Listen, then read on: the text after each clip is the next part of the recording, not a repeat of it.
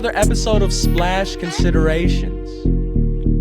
My name is Justice De Los Santos, San Francisco Giants beat reporter for the Bay Area news group San Jose Mercury News, East Bay Times, whatever you want to call us, as long as you read, as long as you subscribe. And speaking of subscribe to the YouTube channel, follow us on Apple, follow us on Spotify. A lot of things in this world cost a lot of money, but subscribing and following, those things remain free 99 and just a moment of your time. And I'm joined once again by Shayna Rubin of the San Francisco Chronicle. Shayna, how we doing? Good. How are you? I'm here. It was a long lead up to the trade deadline. After I feel like I need like another week to recover from a 7-story day, but we're here. Seven We're here. story, that's right. Yeah. Feels like so long ago, and yet it wasn't. Yeah, it was a week ago exactly. The trades hadn't even been made a week ago exactly. That was one of the most tiring days I've had since joining this beat. Just this wild It was just like flurry of bam, trades. bam, bam. Bam, bam, bam. But we're not here to talk about the trade deadline. We talked about that last week. If you're curious to hear me and Matthew Knauer's thoughts on the deadline, go listen to the last week's episode. But this is going to be a very different episode in tone compared to what we typically do. And Shayna, this is going to be a very emotional podcast for a lot of reasons. At least the first half of this. We'll get to some Giants baseball in the latter half of this. But as many of you who are listening know, maybe you've seen it on Twitter, maybe you've seen it on the news. Obviously on Thursday, Mike Krukow announced he's going to be retiring, and that was a lot, for a lot of Giants fans in and of itself.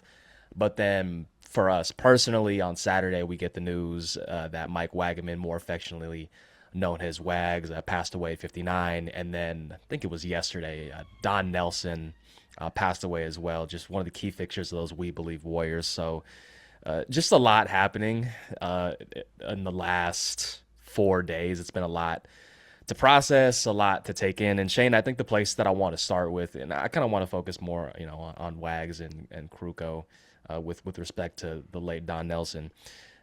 I'm sure you'll agree with this. They were very different in their personalities, but they were incredibly similar in just how funny they were, how they could light up a room, and just, they walk into a room and the room just automatically becomes better because of their presence.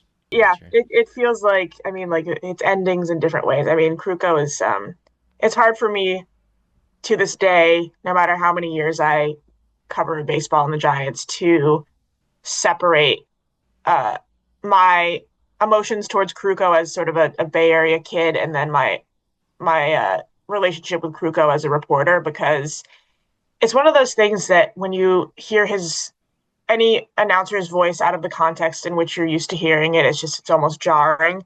But one of the greatest pleasures I've had is getting to experience Mike Krukow outside of my understanding of him growing up listening to him. And since he announced his retirement, I've texted him and messaged him a couple times to just say, because I felt it was necessary almost just to add on to the sentiment that, like, I don't love baseball without you, and you are the sound of my childhood, and you are the narration of a lot of everything that I've grew up on. And I can say probably confidently the same for a lot of people that grew up here, and he's heard that a ton. So I think but he appreciates it. But it's true. It's one of those days that you fear forever that it's going to come, that he's going to announce his retirement. And we know for a long time, more than a decade, that his body was not keeping up with his mind in terms of what he was able to. And I think that if you see him around the ballpark, especially the last couple of years in his wheelchair, you think, oh, this guy he's going to do this forever. He's just so enthused and bright and happy you just got this feeling that he wasn't going to stop ever.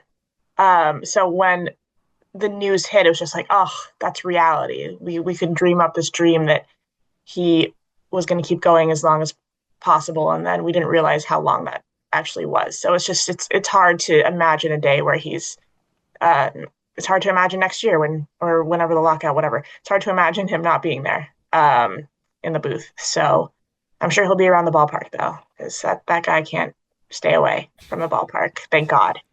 I mean, every time I see him, there's a baseball in his hand. Like I think if somebody said, "Hey, we need a couple innings tonight," he would throw. I think he'd do the best of his ability to throw them. But to echo the point that you said, it's I talked to Dwayne the day the news happened, and he said it's kind of like a meal you never want to end or a vacation you never want to end. Like that eventually like the end is gonna come, but you know both the combination of both of them, Kruk and Kaif, they've been in our lives our entire life. Like Mhm. there's never been a year in my existence, which kind of just speaks to I guess how young both of us are that we don't know like Giants baseball without both of them. And to echo your point, I've obviously had the privilege as well of talking to him in a non broadcast capacity and just like hearing him and Dwayne and John Miller as well. This is a quick aside because I talked to John Miller as well the day of it happened, and we were just kind of talking after the recorders were over, and he was saying like, "Yeah, I went to this gas station across the street, and I grabbed some Celsius." I'm like, "John, you're a Celsius guy? I did not know that." Like, just to like hear him like talk, like just it's the voice. He's not putting up a front. That's their voices. It's crazy. Yeah. But got to talk to them when I did the MVP Baseball 2005 story last year. I remember doing a story leading up to them both being on up for the Ford C. Frick Award. I think it was the 2024 winter meetings. And, this point's been echoed so many times, but it was the way that both Krug and Kipe just like, we kind of invited them into our living room into like this very, it's a safe space for a lot of us. And they were the voice of because and baseball's the beauty of baseball is you don't necessarily have to like pay attention like locked in, like it's a very good like just you can be doing stuff around the house voice and just like have them be the narrators of not just the baseball you're watching but the life you're living more broadly. And so it's the one thing I am happy about is that I'm reminded of this one line by a rapper who unfortunately has kind of lost his mind in the last couple of years.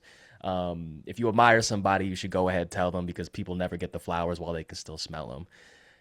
And it's going to be a lot of flowers. It already has been, and it's going to be a lot more over the next couple weeks. And I can imagine just that final day at Oracle, September 27th. It's going to be a lot. Like final games of the season are already a lot, but it's going to be a lot. And I think John Shea mentioned this in his story that Krukow grew up listening to Vin Scully. His final game was almost 10 years would basically be 10 years to the day of when Krukow's last game is going to be. So it's kind of a very poetic moment there that he gets to kind of go out in the same place where his own voice of childhood went out. Yeah, I might go full boomer and record all the last games or something like that. Just for preservation. I don't know. I don't know what I would do with those. I don't know if I plan on like going back and listening to them just to like feel something, but I kind of just want to do that. I don't know. I mean, the beauty of modern technology is that if you go to YouTube, there's like a very specific way you can like punch in games.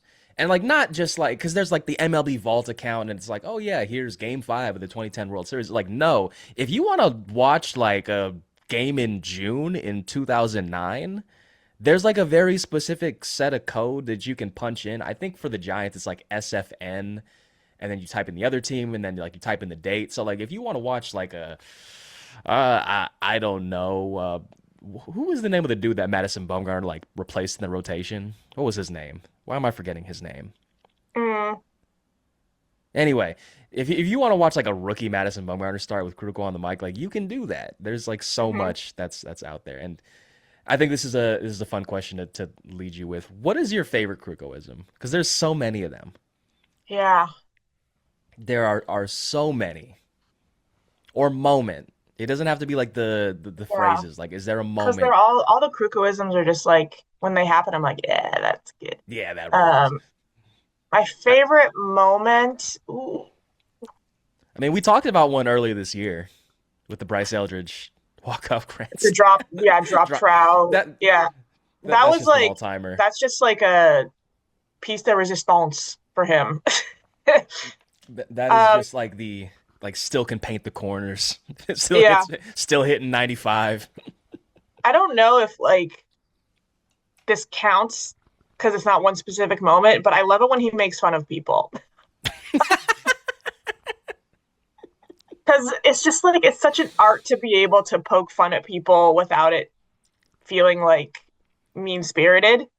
And it's just like I feel like Yes. the way that he did it with in symphony with like the broadcast was very much sort of like pure entertainment where you're capturing the spirit of the I mean like you make fun of fans but you know, players sometimes a little bit or mostly just like if you felt like you felt like you were part of the show or that it was more of like a production and entertainment as opposed to just watching a baseball game like just the way that he it was almost like an honor. It's like I wish that Krukow would make fun of me a little bit. I wish that I was in that chair and he You was probably making could fun of the way ask. He that I was probably would. eating a hot dog, or yeah, or that I he catches me yawning and he makes me sound like a you know Tarzan or whatever it is.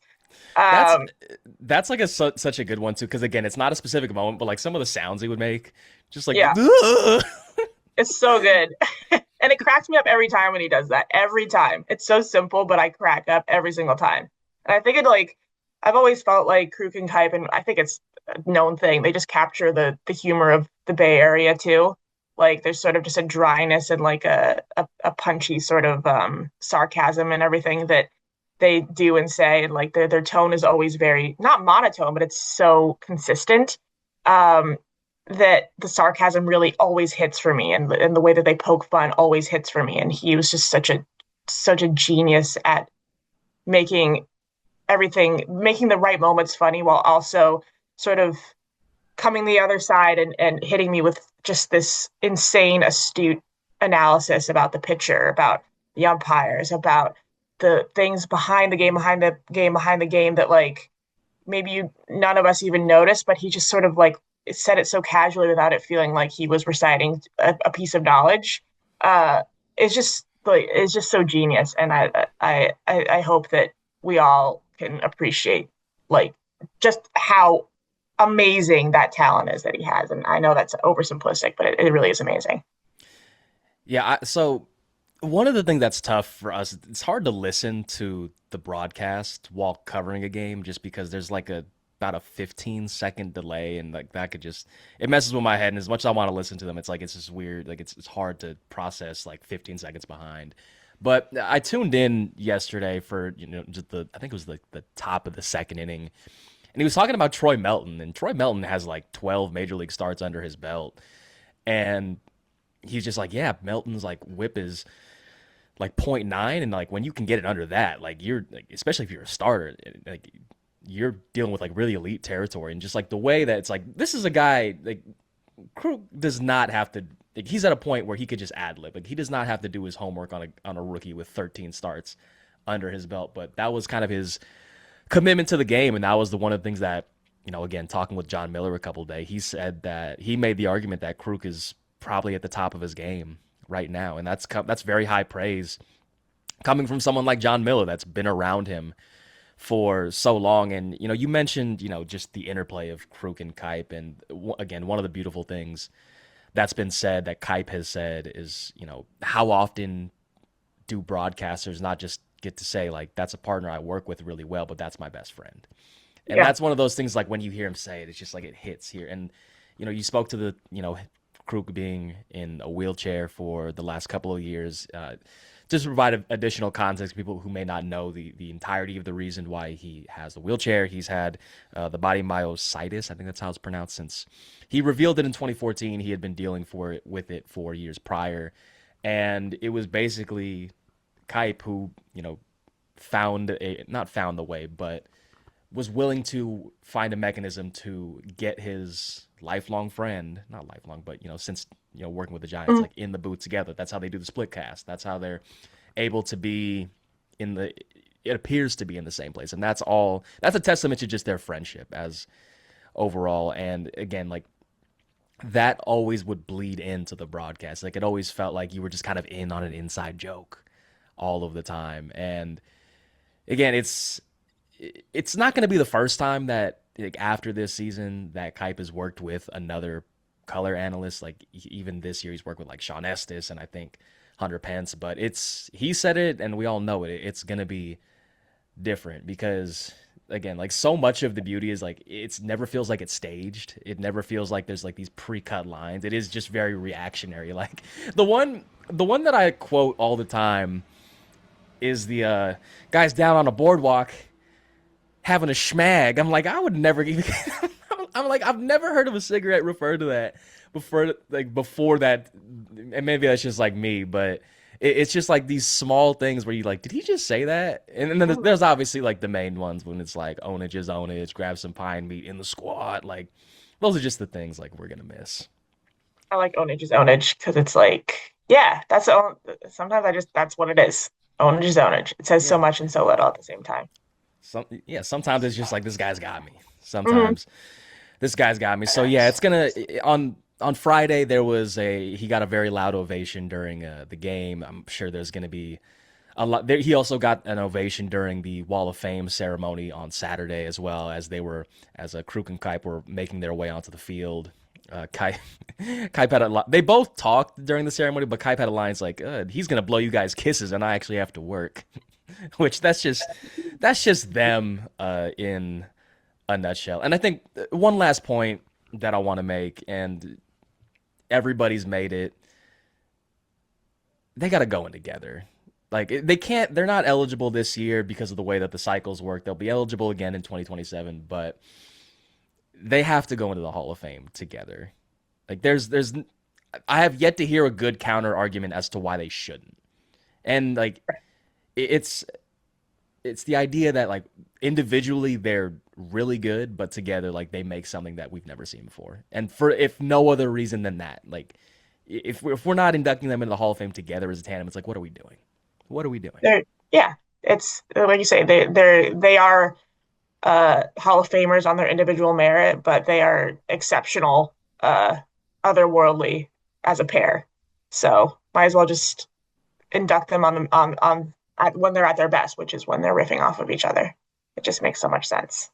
That if that does happen, that's gonna be like an all time like Hall of Fame speech or like induction ceremony. Like you just rolled it's like you just We're rolled the here ball right out. now. Yeah. Like it would be unreal. And I could imagine like current it might be tough for like current broadcasters, but I can only imagine like the people that they would be able to bring out for a ceremony like that just because of how much that they were both universally adored. Yeah. I could see that. And I mentioned Wags as well. There's going to be no easy transitions with this podcast because I think Wags is similar to Krukow in that everybody that's been around Wags for like any period of time has a Wags story.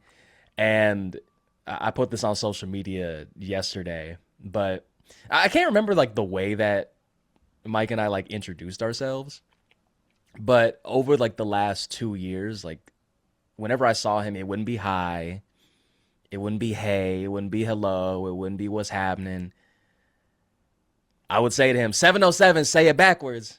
And he respond, tell them if they ask. Like that was like Wags, man. Like he was so effortlessly cool all the time. Vallejo as hell. I don't think I've ever met somebody that like rep their hometown as much as Wags rep Vallejo. And again, he every time I saw him in the press box, like has such a great attitude. Everything that he had been through, after having the surgery to remove the tumor from his brain. Monty Poole wrote a fantastic story, in tribute to him the other day. And in kind of Wags form, like it's objectively true to say that, after the surgery, he was, a little like he wasn't as quite as sharp as he was, prior, but he would also like make fun of it all the time too. He's like he'd forget something like point to his head, I have something happened up here, or he'd always say to me, he's like, if I ever had a podcast, I call it, it's not brain surgery. Like Wags. So RIP to Wags, man. He always told me like how proud he was of me, and he'd always give me like those put the hand on the shoulder like uncle speeches, and it still hasn't fully hit me that he's gone. It just felt so sudden, and I'm gonna miss him, man. And shout out to the Giants. They had the memorial in the press box. They put him up on the board yesterday, so it was just very touching that the Giants went that extra step to pay tribute to Wags. Yeah, it was really hard to be in the press box days after it happened because I'm gonna cry. Oh, it's I think like he just the first thing I thought of when I heard was just thinking about the way in which he came back from brain surgery and how grateful he was to not just have survived the ordeal that he survived because it was such an ordeal and he would share so much about it. Not in a feel sorry for me way, but in a holy shit, I can't believe we are capable of that type of way. But it was in a grateful way. And he was so grateful to be writing about sports and he would just say, this job is a scam. We get paid to do this. I'm here to get paid. I just get to sit here and watch sports and they're calling this a job. And just his perspective on life and his perspective on the work that we do and everything after going through such an ordeal just made it, it was so special. And then hearing about the sudden way in which he died and thinking about how much he celebrated surviving how he did just really hurt me and hurt everybody. It was just a really painful realization or feeling. And he's just such a joy of a human. And then obviously, I think when anything like this happens, you think about, I can't believe I didn't do everything I could to tell him how much I appreciated everything, the way that he was, and everything that he said, and the encouragement that he provided everybody around him. And he went out of his way to be that person for everyone else. He was always looking out for everyone else in his own sort of sarcastic, sometimes dark, humorous way. And he was always you couldn't help but laugh. And it's such a cliche to say he lights up the room when he walks in, but it was so true because you could feel him miles away coming into the room that you were in because he was just so happy to be there in your presence, in everyone's presence all the time. And it's just I wish that I got to tell him that at some point. I wish that I wish that I hope that he knows how grateful we were for the type of person he was before and after the surgery because he's a rare type of human. Yeah, I think there's been. I think I can speak for both of us, like from that element of just how the joy that he had, and just how much he would be able to, again, like you said, light up a room. Like it just made me take a step back, and it's very easy to be jaded in this job. Like I know that Wags made it look, he made it look so effortless, but like it's so easy to succumb to the day to day and be like, I gotta do X, Y, and Z, that it's easy to miss the forest for the trees. And Wags never missed the forest for the trees. He was always grateful before the surgery even happened. He was always eternally grateful to be at the ballpark. He was always a joy, and even more so, after, just like this aura of appreciation. And Shayna, you know this more than anyone. I love taking pictures of everybody, and I looked through my hard drive the other day, and because I know I'd taken a couple photos of Wags. There's some in there that there was one of him and Janie McCauley that I completely forgot that I took, and in every single one of those photos, he just had this like ear to ear smile. The one with him and Manolo, that the one I posted the other day, just like encapsulated him so well, like this beautiful spirit. And he just had this way of making you feel better about yourself too. Mm-hmm. Like it's funny with like a name like mine, like it kind of just lends itself to having variants of nicknames. And he's the only person that ever called me Los. It's like, what's up, Los? I'm like, no one's ever called me that. I feel so cool. You call Los, Los. Like he just always had this way to like make you feel good about yourself. And he never. And the one thing I want to mention too is like he never. It didn't matter how long you've been doing this. It could be us. It could be some of the new kids on the block. It could be folks like Susan or John Shay. Like really didn't matter. Like he was gonna treat you with respect regardless of who you were. Yeah, he was. And he had this funny way of treating everyone with respect, but also doing sort of like a light roast at the same time. He had such a good sense of humor about like, hey, we all love each other, but let's not let's be real, but like he was just so real about everything. He was such a light spirit, but also that he brought that to sort of like being able to jab us a little bit and jab everyone a little bit. So he was always observing everyone else and letting everyone else know what he was observing about them. And that's it's such a privilege to be around someone that is actively so uh extroverted like that. Um yeah. I think because I think we do need a laugh. I'm gonna spare the specific details of this, but the past 2 years, both back-to-back seasons, these I'm not gonna say exactly what happens. I think you know both of these stories, but there's been the thing about Wags is like as beautiful as a spirit he is Vallejo as hell. And he Mhm. does not take kindly to disrespect. So there's been again, I'm gonna keep this in house for both of us, but it was in Sacramento back last year and this year, and somebody tried to disrespect Wags, and he a flip switch and like he's like I don't play that. That's all I'll say. He does not play that, and like I'll hear these stories of like Wags, I love you, dude. I kind of like egg him on too, like yeah, get him Wags, and like Yeah. here like and also like hearing him like explain his side of the story too. I'm like, yeah, I get what you're coming from. He doesn't suffer any fools. He's just like, if you Yeah, piss it's me like off, don't you're gonna know. yeah don't take the playfulness and the joy for being a punk. You can't punk Mike Wagaman. You Right. can't punk him.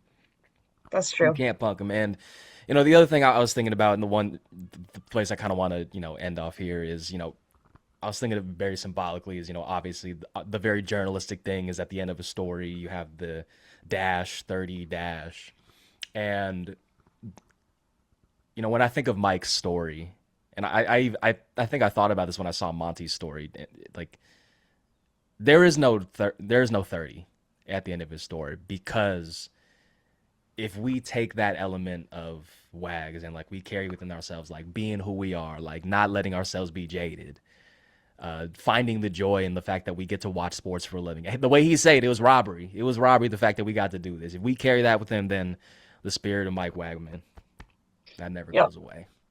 Oh yeah. That never goes Well away. said.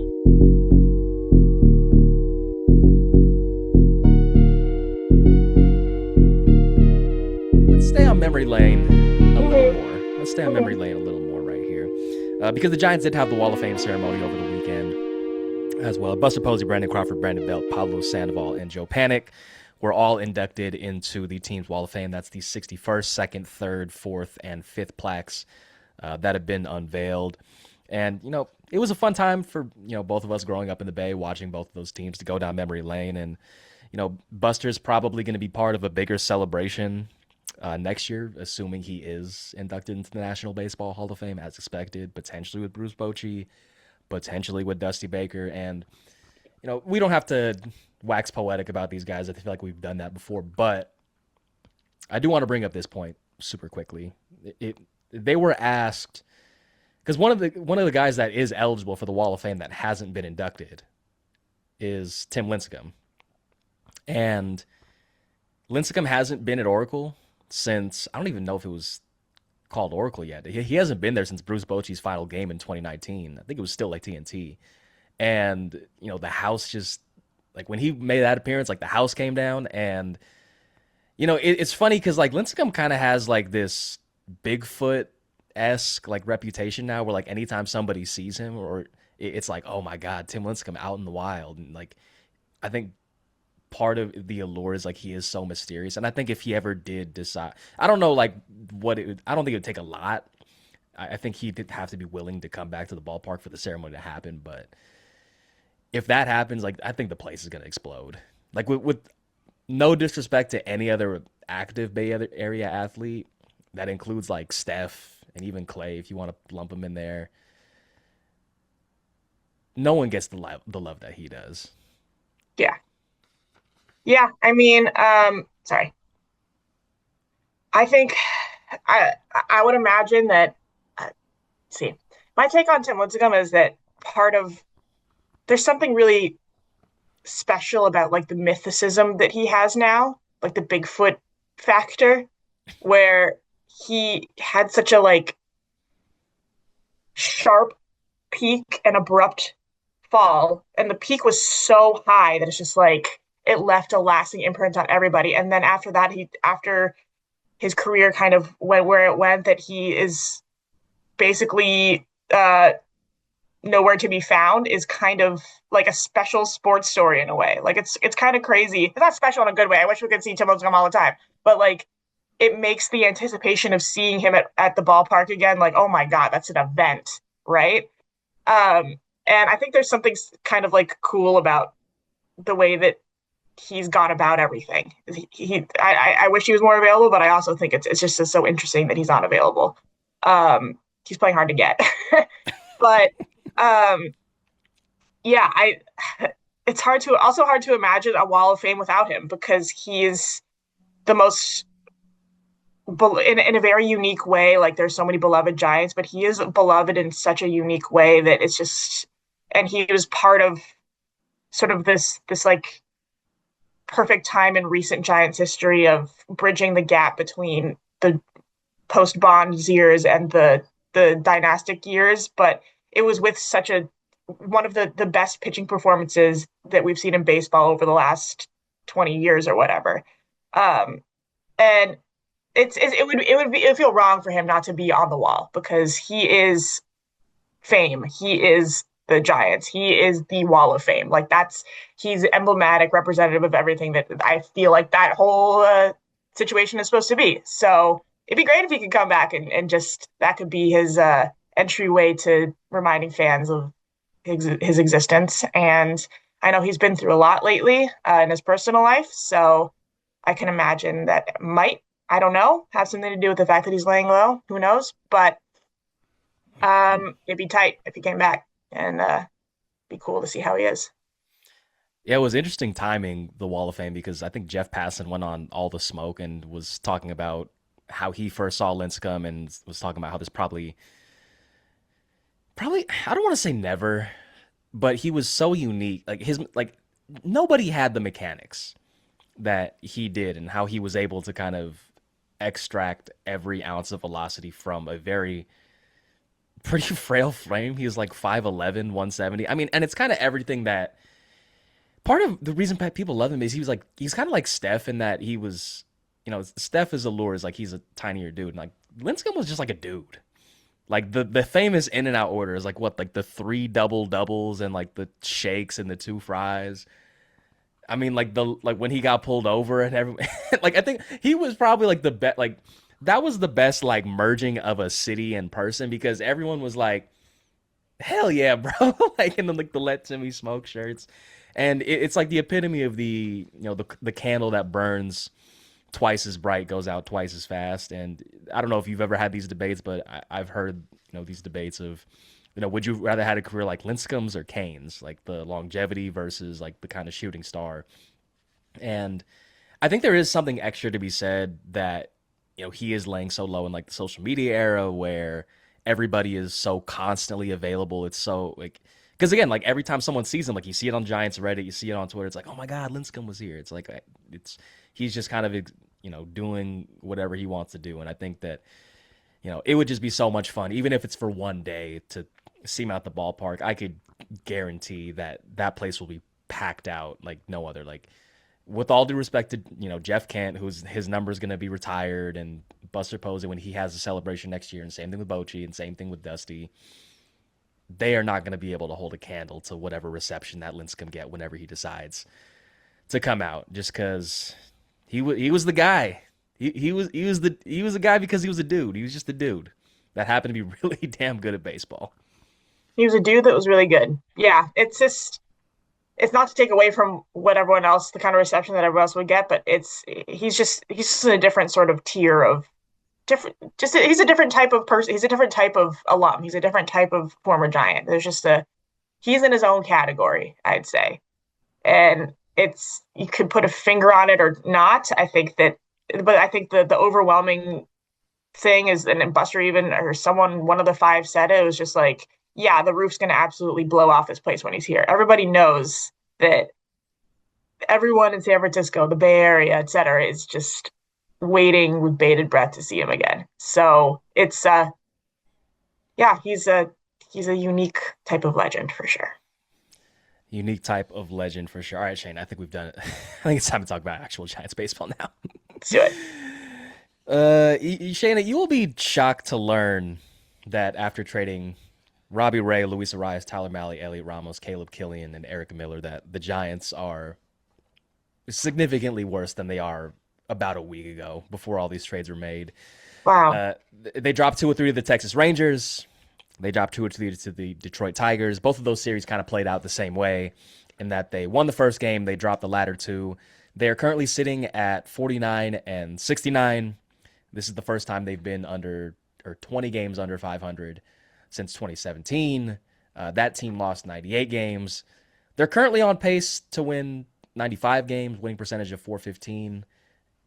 But as we'll get into, this roster looks it is significantly more depleted, and I don't think it's outlandish to say like the 100 loss question is definitely going to be in play. And I think just generally speaking, I think we've kind of seen it with some of the lineups over the last couple of days. I think if you want to be really mean and crack fun, it has been some guys that you do need to Google because Oslevis Basabe and Buddy Kennedy, like, they're not household names. Like, this is with all Eddie's Leonard, like, these, with all due respect, like, these are not household names, and there are going to be opportunities there. We're going to get to that in a second, but it's going to be some rough baseball for the next 45 games wherever they're at. Yeah, I think part of I don't know if it's an issue, but what's happening now is this isn't really a rebuild. It isn't really uh, a tank. It's more just an odd transitional period. You don't have a lot of their farm system is way more valuable now than it was even 2 years ago, maybe even last year. That has a lot to do with the fact that their top prospects are all like teenagers. They're all like they're all in the lower levels of the minor leagues. So this isn't sort of a phase or a period where you can sort of flip all these players that you were getting to buy and win now and go for it with the veterans you have. It's it's more of a time where they've given up on the roster they built to win, and they're in this, okay, how do we fill the gaps with the players that are available to us? And that's not to slight everyone that's playing right now, but it just feels a little bit of a patchwork team right now. Which is to say, there aren't a bunch of top prospects that we're going to see on the pitching side or the position player side that are going to sort of give us this full picture of what's to come in the next years and maybe next year after the lockout or whatever the heck is going to happen.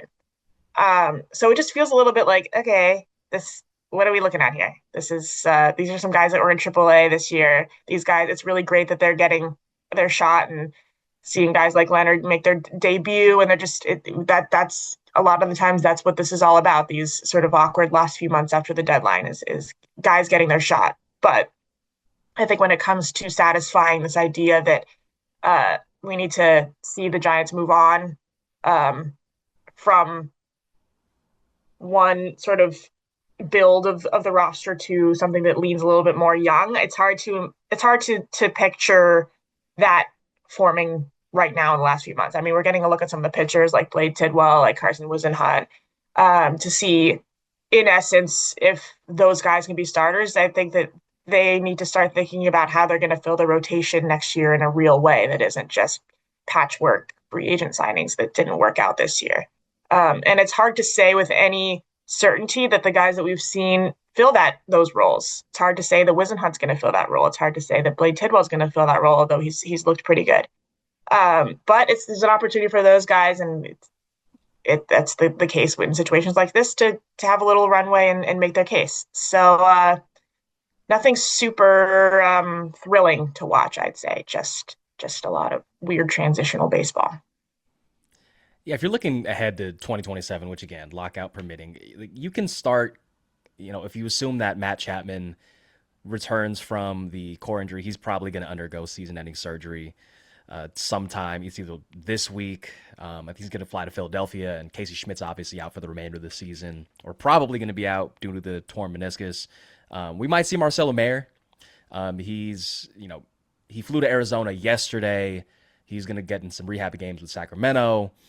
We're probably going to see him on that upcoming road trip, which, that's going to be fun for him to return to Boston. So Meyer's going to be one of the guys to watch going forward. But, I think the biggest overall question going into these final 40-ish games is, who can play on a competitive 2027 Giants team? And again, when you start looking for towards next year, it's okay, third base should hypothetically be Casey Schmidt, second base hypothetically Matt Chap or not Matt. No, flip that. Third base, Matt Chapman, second base, Casey Schmidt. Then you got Rafi and Bryce and Willie, and then probably Jung-Hoo and Wright.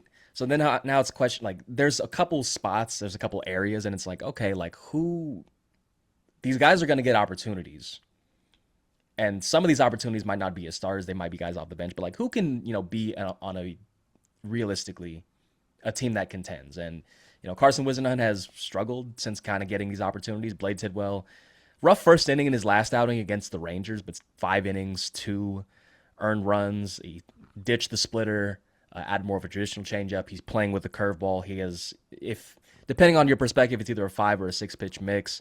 You got some guys in the bullpen that are, despite the bullpen not being great, we've talked about that a lot, that are still intriguing. And, how do they fit into a bullpen that might have Randy Rodriguez and Rowan Wick, and there's another name, Jose Buto. You're starting to get a framework of what next year's team is, but it's who among this current team could actually be effective? And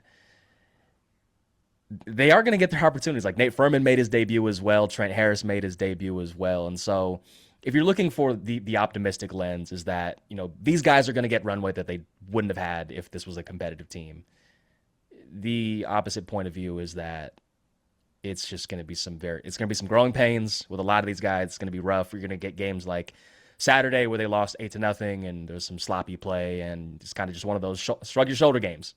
And then you go from there. Yep.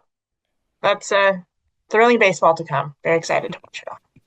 Thrilling baseball to come. And as you mentioned, a lot of the top prospects in this organization, they're teenagers. They're in their early 20s. You think of guys like Yasser Gonzalez, Luis Hernandez, Yoniel Hernandez even. He's in the DSL. He was acquired in the Robbie Ray trade. Bresnahan, Kaner Martinez, Kayama. These guys are all very young. You might get a Bo Davidson or a Parks Harbor, but a lot of these guys are still coming through the system. So it is this really weird transition period, and it'll be very interesting to see how the Giants kind of bridge the gap in the offseason. How do they get guys that are competent while also not logging up these positions going forward? So, but that's a question for the offseason. Shayna, any parting thoughts before we get out of here? R.I.P. Wags. Miss you, dude. R.I.P. Wags. R.I.P. Wags. If you are in Vallejo, go get some tacos Jalisco's on his behalf, because I don't think And if you have a chocolate chip cookie, microwave it for a couple seconds. That was his favorite. That was the move. That was always the move for Mike Wagaman, more affectionately known as Wags. Wags, we miss you so much. And, hopefully we have an opportunity to pay more respects to him in the coming weeks and months. But Justice De Los Santos, Shayna Rubin, Splash Considerations Podcast, thank you for listening. Subscribe if you do feel so inclined, and we will catch you